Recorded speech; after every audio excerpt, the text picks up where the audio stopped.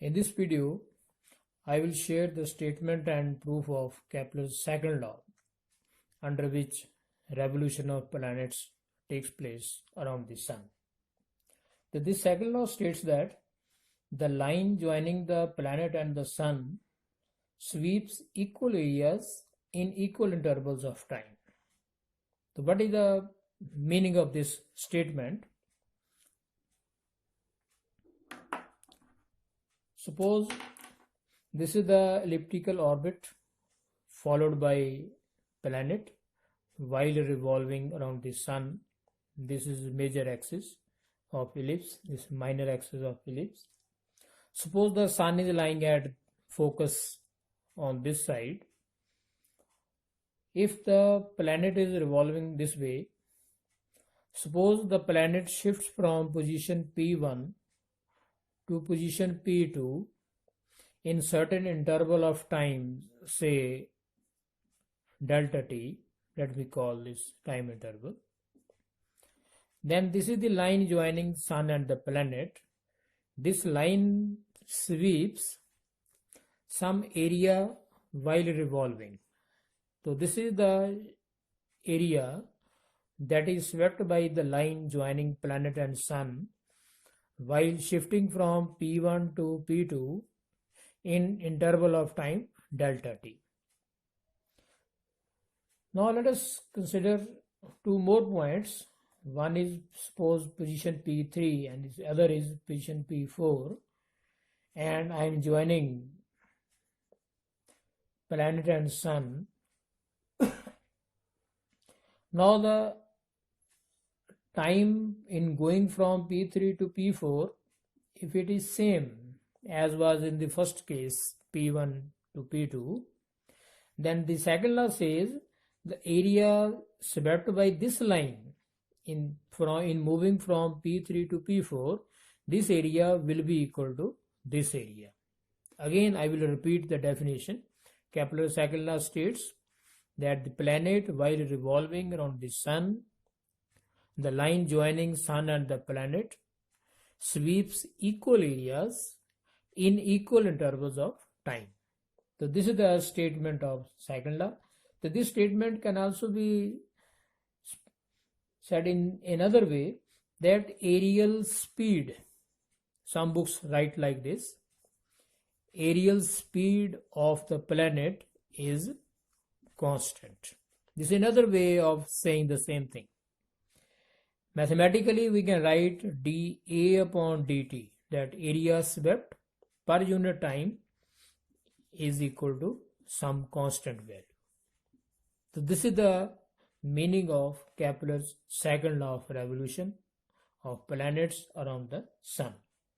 Now let us try to prove this law mathematically.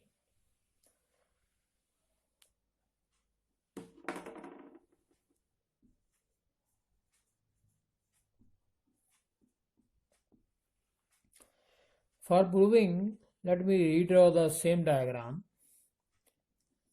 Again, elliptical path, Sun is here, suppose planet is here. Let us suppose the planet shifts to a new position P dash while revolving. I am assuming this displacement to be very small, that is d theta, in very short interval of time, let me call it dt. So what I have supposed, I have considered very small displacement of planet from point P to point P dash in a very small interval of time dt, so that the distance between Sun and the planet remains almost same when it moves from P to P dash. Means distance S to P is also R, S to P dash is also R. So that is the supposition. Very small elementary displacement I have supposed. So we can calculate this area swept by the line joining Sun and planet. That is center of mass of Sun and center of mass of planet. How much area is swept during this revolution? I will denote that small area swept during time dt as dA. So it can be calculated as pi r square by 2 pi multiplied by d theta. This is how we calculate. How? Because this arc P dash can be considered to be a part of a circle. This is P, this is P dash. Arc is a part of a circle. And this angle is d theta. If it covers the whole angle, that is 2 pi, then the area is pi r square.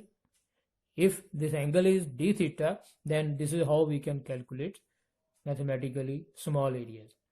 So after simplification, I can write dA is equal to half r square d theta. Now let us divide both sides by dt, that is small interval of time within which the planet moves from P to P dash. So I will be able to write dA upon dt is equal to half r square d theta upon dt. After simplification, I can write half r square theta dot. Theta dot means derivative of r with respect to time. In order to find value of theta dot, let us consider the definition of angular momentum. Angular momentum can be written as mu r square theta dot, and this will give you theta dot equal to L upon mu r square. Now we shall use this value of theta dot in previous equation for aerial speed. dA upon dt will become half r square L upon mu r square. After simplification, we can get dA upon dt equal to L upon 2 mu. Now L is angular momentum, which is always constant, and mu is reduced mass of the system. So everything on right hand side is a constant. So we have proved that dA upon dt, that is aerial speed of planet, is equal to some constant value. Hence the proof of Kepler's second law of revolution of planets around the sun. That's all. Thank you.